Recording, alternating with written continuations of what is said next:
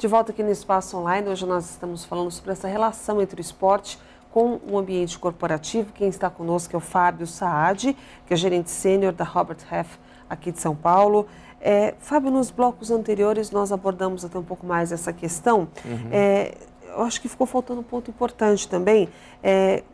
Como é que seria a maneira correta desse líder, desse gestor, se comunicar com cada integrante da equipe, de perceber exatamente as características individuais de cada um? Sim. É muito importante que o gestor saiba ler e respeitar as individualidades de cada integrante da equipe, né? Então, vamos dar um exemplo rápido com relação ao esporte. Pô, se você tem um treinador e você é um treinador de tênis e está ensinando o sujeito a jogar tênis, mais importante do que segura a raquete dessa forma, ou se posiciona nesse nível, ou vira para cá, vira para lá, mais importante que isso é deixar o sujeito à vontade para jogar e concentrar os esforços do sujeito em jogar a bolinha para o outro lado da rede ou rebater de forma a atingir um objetivo, muito mais do que a ação em si, avaliar o resultado. Hoje, no mercado, eu vejo muitos líderes ou gestores preocupados com a ação, né? Então, olha, você precisa falar desse jeito, ou preencher esse relatório, ou escrever dessa forma, ou se posicionar desse jeito, muito mais do que avaliar resultados, né? O que o sujeito está produzindo? Será que essa produção está perto da meta que a gente espera? Será que não está? Então, o gestor ele tem que se preocupar em avaliar se os resultados da equipe estão alinhados com algo maior, muito mais se o sujeito está vindo com uma roupa diferente, ou se o profissional não para de olhar no Facebook enquanto trabalha, entendeu? Tem pessoas que se preocupam muito mais com a ação do que resultado. Os líderes que dão certo são aqueles que olham o resultado final independente do estilo da pessoa ou do jeito que ela produz. A gente tem casos, por exemplo, de empresas que lidam com esse ramo de internet, que dão uma liberdade, até com relação às próprias vestimentas, com relação à flexibilidade de horário, e colhem resultados da mesma forma. Sim, né? sim. E isso, você acha que faz com que o profissional se sinta mais valorizado e mais estimulado, inclusive, a colaborar? Eu acho que sim. Ele vai colaborar quando ele estiver disposto a agregar valor, né? Então,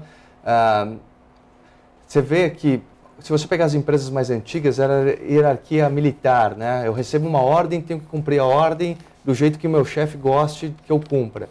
Hoje em dia, você vê uma inversão de valores, né? Você tem um ativo que é o profissional, você tem o valor agregado que ele pode gerar e você permite que ele agregue valor quando ele tiver mais à vontade para contribuir, né?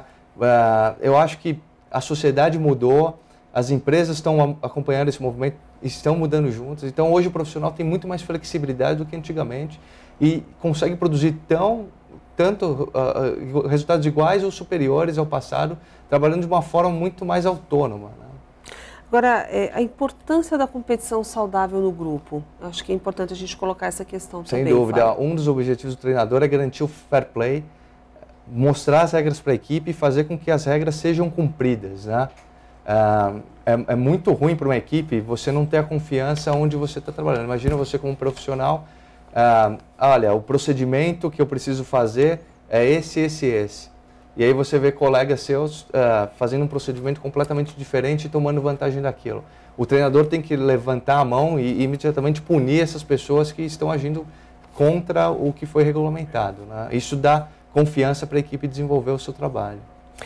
Fábio, a gente tem alguns dados aqui de uma pesquisa interessante também. Essa pesquisa mostra que 86% dos entrevistados brasileiros afirmam que o gestor tem um papel fundamental no desenvolvimento das suas carreiras. No Japão, o índice é praticamente a metade, no Reino Unido é de 62% e no Canadá de 67%. Por que o brasileiro, então, dá tanta importância, acredita que seja tão fundamental essa relação com o gestor e a importância dele no seu desenvolvimento? Sim, acho que o profissional brasileiro, ele, comparando com os Estados Unidos, Inglaterra, ele tem uma tendência maior a se dedicar à sua carreira, né? Lá é muito comum você entrevistar pessoas e eles estão preocupados com trabalho, eles não estão preocupados com uma responsabilidade, eles estão preocupados com um lugar onde eles possam trabalhar e ganhar um dinheiro para se sustentar. Aqui no Brasil, a preocupação com a carreira a gente percebe que é muito maior. O sujeito, quando entra na empresa, ele tem a pretensão de continuar 2, 3, 5 anos dentro de uma empresa para desenvolver uma carreira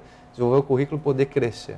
Então, é muito importante para o profissional ter esse feedback ou esse retorno do chefe. Olha, como é que está meu desempenho, o que eu preciso melhorar, eu quero ir para o próximo nível. Então, o nível de ambição do profissional brasileiro também, ele é um nível superior aos dos outros países, porque as pessoas elas querem ganhar mais, elas querem crescer na carreira, elas querem ser reconhecidas. Então, isso é importante socialmente falando também, né? Para você ter um padrão de vida melhor, você precisa conquistar coisas no seu ambiente profissional. Você falou sobre essa mudança de comportamento do brasileiro em relação ao americano, por exemplo. De onde vem essa influência na sua avaliação, Fábio? Eu acho que essa influência ela vem justamente de toda uma cultura, né? Então você pega o brasileiro, a cultura latina, por exemplo, é uma cultura que é mais emocional do que racional. Então você sente a necessidade de ter uma aprovação emocional muito forte no teu ambiente de trabalho, né? Então essa questão de agradar, se eu estou agradando a instituição, se eu estou agradando o chefe, se eu não estou, se eu estou agradando meus pares de trabalho, essa é uma preocupação que culturas anglo-saxônicas geralmente não têm. Eles são muito mais, olha, meu trabalho é esse, minhas responsabilidades são essas, eu preciso cumprir o que está escrito aqui e eu vou ganhar em relação a isso, entendeu? Eu não estou aqui para agradar meu chefe, não estou aqui para agradar meu par. Então, quando você não tem esse vínculo, a tua preocupação com o coaching, a tua preocupação com o teu autodesenvolvimento também costuma ser menor, né? Quando a gente pega uma amostra grande. Para a gente finalizar, Fábio, é importante a gente falar também sobre todos esses exemplos dados aqui, quem está em casa pelo menos pode estar se imaginando dessa forma, se aplicam em grandes empresas. Mas a gente pode aproveitar esses exemplos também em pequenas, microempresas? De que forma a gente poderia aproveitar esses exemplos? Eu acho que toda vez que existe uma liderança e pessoas sendo lideradas, existe espaço para o coaching, para o treinamento. Às vezes você abriu o teu negócio próprio e trouxe teu filho para trabalhar na empresa, né? Você pode mostrar para ele o que é certo, o que é errado, o que as ações de curto prazo vão refletir no médio e longo prazo. Então, sempre existe espaço para treinamento, né? Mesmo que seja uma empresa pequena, familiar? Sim, independente disso. Não fica mais difícil quando você trabalha com familiar? Eu acho que se você está trabalhando na empresa do seu pai, você provavelmente vai ter aspectos emocionais que são diferentes dos aspectos profissionais envolvidos no teu dia a dia, né? Então, isso torna realmente o trabalho mais difícil, né? Então, às vezes você tem que fazer o certo, mas talvez o certo vá deixar o teu pai ou o teu filho chateado, enfim. Você vai pensar duas vezes antes de fazer. É muito mais complexo o relacionamento, né? Eu diria que em grandes empresas isso é muito mais desenvolvido, né? Tá certo. Hoje nós conversamos com o Fábio Saad, que é gerente sênior da Robert Half aqui do Brasil. Hoje esteve conosco falando um pouquinho mais sobre essa relação do esporte com o ambiente corporativo. Fábio, muito obrigado pela sua presença aqui. Uma boa tarde para você. Boa tarde. Boa tarde a todos. Se você quiser conhecer um pouco mais da empresa, você pode consultar este site que aparece mais uma vez aí no seu monitor, www.roberthalf.com.br. Lá você tem pesquisas e também um quiz direcionado a líderes que vai te ajudar, com certeza, a se orientar melhor no que diz respeito à sua orientação de equipe. Obrigada a todos que nos acompanharam mais uma vez, obrigado pela atenção, obrigado pelo carinho, pela audiência.